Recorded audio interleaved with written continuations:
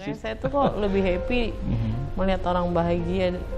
Persis. Kebahagiaan saya melihat orang lain bahagia tuh kayaknya rasanya wah lebih kayak hati itu gimana gitu Pak.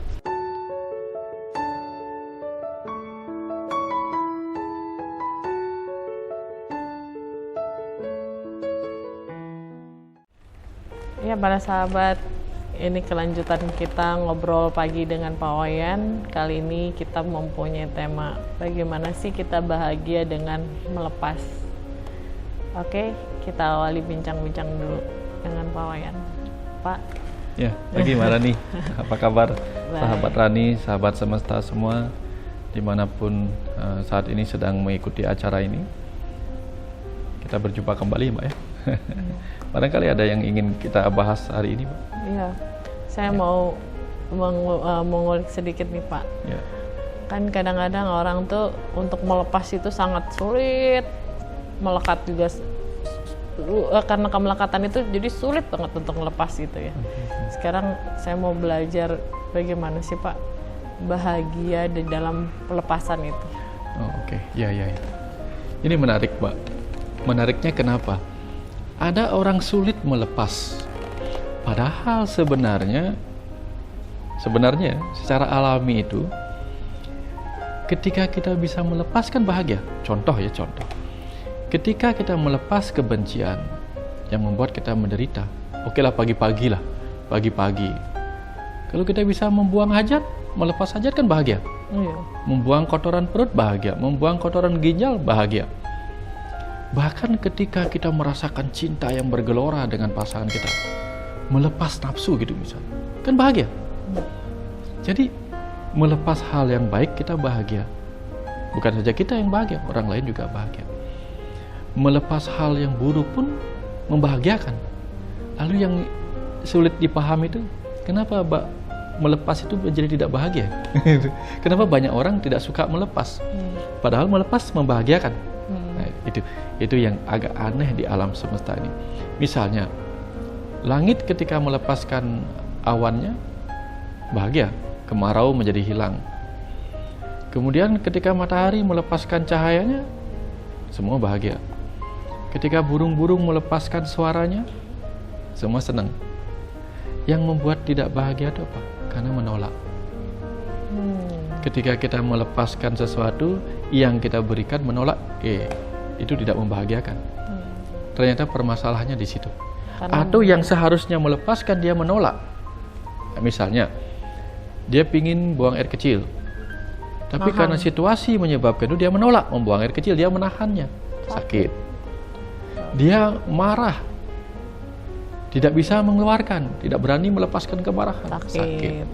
Makanya orang introvert sering mengalami beban karena tidak bisa melepaskan beban stresornya. Nah, sehingga kalau orang-orang kaya itu melepaskan kepemilikannya, kebahagiaannya bertambah kalau dia bisa. Nah, kenapa? Di situ dia belajar empati. Yang pertama itu hadiah buat dia menemukan peningkatan empati.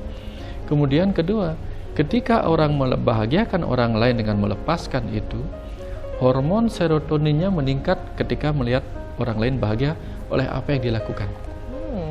Sehingga dengan meningkatnya hormon serotonin itu, dia mengalami kebahagiaan yang melampaui kebahagiaan yang dia ciptakan pada orang lain. Oh pantas ya. Mbak Rani pernah mengalami tidak? Iya, pantas saya ngalamin itu Pak. Makanya saya tuh kok lebih happy melihat orang bahagia.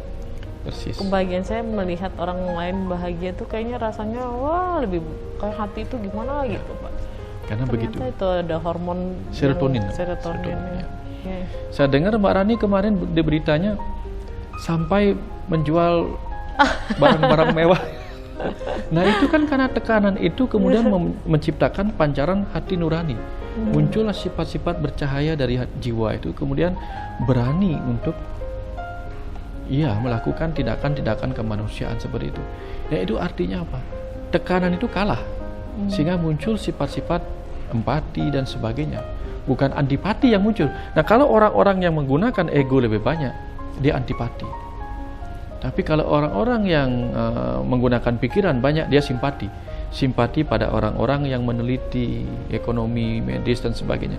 Kalau empati yang muncul karena jiwanya memancarkan cahaya intan dalam diri itu, maka yang dia lakukan adalah bagaimana menjadi bermanfaat bagi kemanusiaan. Itu sebenarnya, Pak. Ya, alhamdulillah, puji syukur ya Pak ya. Kemarin itu memang sebenarnya terlihatnya itu kan saya mau berkorban, sebenarnya enggak. Sebenarnya itu Pak, itu cara saya melepaskan, Pak. Betul. Kadang-kadang kan kita tuh melepas tuh berpikirnya hanya semua pada manusia, pada benda kadang-kadang kita suka melekat. Betul. Kan Pak. Persis. Kebetulan itu kan memotestas kesukaan. Ya. Dalam kondisi gini gimana saya juga berusaha melepaskan itu, tapi bisa bermanfaat untuk orang banyak. Yang bahagia diri saya sendiri itu kenapa? Karena saya sudah bisa melepaskan itu sih Pak pelajaran. Itu pelajaran tingkat tinggi loh, Mbak. Oh gitu ya Pak? Ya. Di Hindu itu ada ajaran moksha namanya. Ajaran moksha itu ajaran melepaskan diri dari kemelekatan. Di Tibet itu ada orang belajar untuk membuat mandala-mandala dari biji-bijian atau pasir warna-warni. Setelah jadi, luar biasa indahnya, setelah jadi dia tidak membiarkan dirinya melekat pada keindahan yang dia ciptakan, lalu dihancurkan. Di Bali ada ajaran begitu. Orang-orang kaya sering membuat upacara-upacara megah untuk pembakaran mayat. Tujuannya apa? Tujuannya belajar melepas kemelekatan terhadap kekayaan itu. Oh gitu ya. Bahwa pada akhirnya orang mati tidak membawa apa-apa. Ya. Nah jadi apa yang Mbak lakukan itu adalah aplikasi secara sederhana dari level yang tinggi. Sesederhana melepaskan. Ya. Kalau saya mau melepaskan Tarhesmos kan nggak mungkin, nggak punya. Tapi kalau Mbak yang punya itu pelepasan. Ya, karena melepaskan apa yang tidak kita sukai sih membuang namanya. Bukan melepaskan gitu, kita membuang. Tapi memberikan apa yang tidak yang paling kita sukai, itulah namanya melepaskan dengan keikhlasan. Sehingga ada cerita dulu bahwa seorang raja sedang mengamati jendela di berandanya. Tiba-tiba datang burung merpati dikejar sama burung elang. Dia mau memakan burung merpati itu karena dia kelaparan. Dia bilang, jangan, daripada kamu makan burung merpati, ambillah dagingku seukuran dia. Saya nggak bisa, saya ingin seluruh tubuhmu.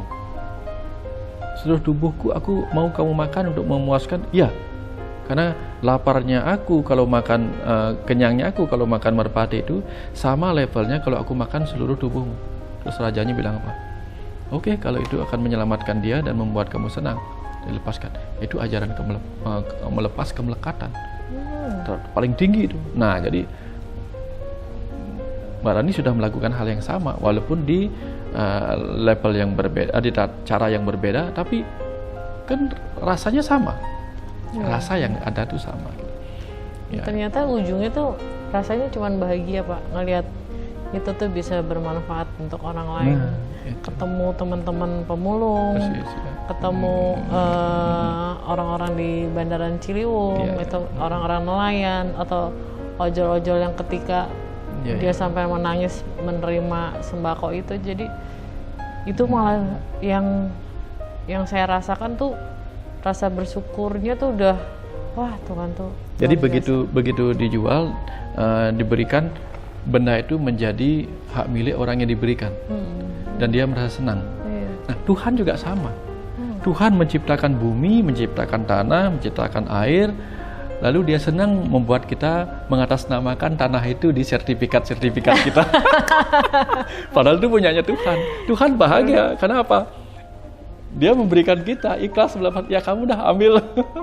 Tapi jangan kaget ya. Nanti setelah kamu meninggal, tanah itu yang akan ngambil kamu. Iya betul Pak. Sekarang kita mengatasnamakan tanah itu, nanti tanah itu mengatasnamakan kita. Betul. Di tanah itu tertulis nama kita. ini milik ini. Itu pembelajaran banget Pak buat saya. Betul. Apa sih, kebetulan saya juga di bidang itu ya Pak ya, di bidang tanah ya, jual beli tanah. Saya melihat sekali bagaimana seorang ahli waris itu saling bertempur, saling menyakiti gitu. Padahal apa yang dia tempurin itu kerja keras orang tuanya, keringat orang tuanya gitu. Yang kedua lagi, padahal itu sih tanah tuh milik Tuhan gitu. Toh itu juga akan beralih ke orang lain lagi gitu, akan berpindah kan kalau kita mau bersadari gitu. Pak, mengenai pelepasan ini, Pelepasan kan, kalau tadi kan pelepasan ya kebetulan ya bersyukur, alhamdulillah memang untuk orang-orang yang mempunyai harta itu tuh ada yang dilepas. Nah untuk pelepasan untuk orang-orang yang tidak punya apa-apa seperti pemulung ataupun orang-orang yang memang di kehidupannya materinya rendah tuh seperti apa gitu, contoh-contoh pelepasan itu? Ya, dengan melepaskan kebenciannya pada kehidupan saja dia sudah melakukan pelepasan. Artinya apa? Ketika dia tidak bisa membantu, setidak-tidaknya tidak ikut menghancurkan, itu sudah luar biasa. Oh, itu udah pelepasan itu sendiri pelepasan. Dia melepaskan kebenciannya pada tempat yang benar. Itu salah satu contoh gitu. Oke. Lalu bagaimana Pak orang-orang yang dapat hanya cuman bertadah atau menerima tapi dia tidak bisa memberi gitu, tuh gimana tuh?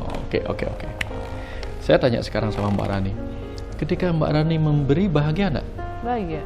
Tapi kalau dia tidak bahagia menerima, bahagia enggak? Enggak. Dia ikhlas, Mbak Rani ikhlas memberi dan dia ikhlas menerima. Di luar negeri banyak orang tidak mau menerima pemberian.